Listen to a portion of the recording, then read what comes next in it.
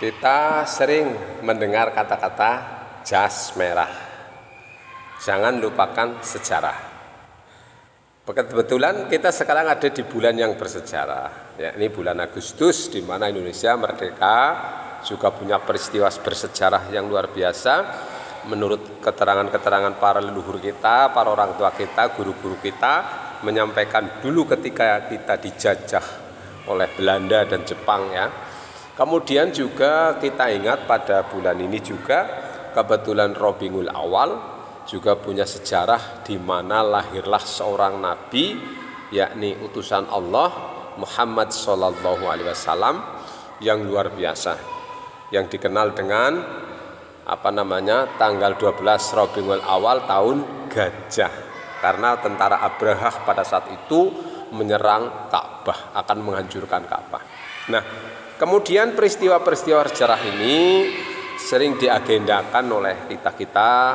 Misal Indonesia merdeka Agustus, maka diadakanlah sebuah acara-acara dalam rangka menyambut kemerdekaan.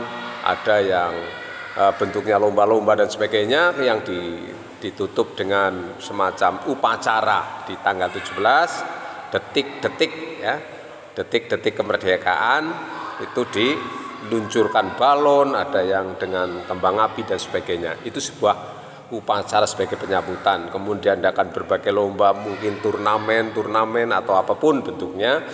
Kalau tradisional biasanya dulu wala panjat pinang.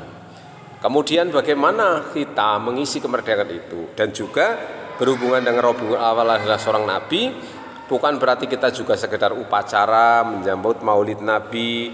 Apakah itu salah benar? Itu bukan kita cerita salah dan benar, tetapi yang perlu kita sikapi adalah bagaimana kita menteladani, mencontoh kehidupan Rasul sebagai pribadi, sebagai suami, juga sebagai pimpinan, sebagai panutan. Karena Rasulullah ketika menjadi panglima perang memimpin pasukan juga luar biasa beraninya. Tapi ketika Rasulullah dengan kasih sayangnya, dengan lembutnya kepada orang fakir, miskin, dan yatim piatu, dan juga kepada keluarganya. Jadi kalau kita bicara Rasulullah, bagaimana kita menyikapi atau meniru keteladanannya adalah manusia biasa tapi luar biasa. Artinya manusia biasa seperti kita. Beliau makan, beliau tidur, beliau beristri, punya pasangan. Nah, yang kita teladani adalah kehidupannya, ibadahnya, syariatnya. Ya, syariatnya sudah ada tuntunannya bagaimana Rasulullah sebagai seorang suami yang baik, bagaimana Rasulullah sebagai pemimpin yang baik, dan bagaimana Rasulullah dalam beribadahnya kepada Allah.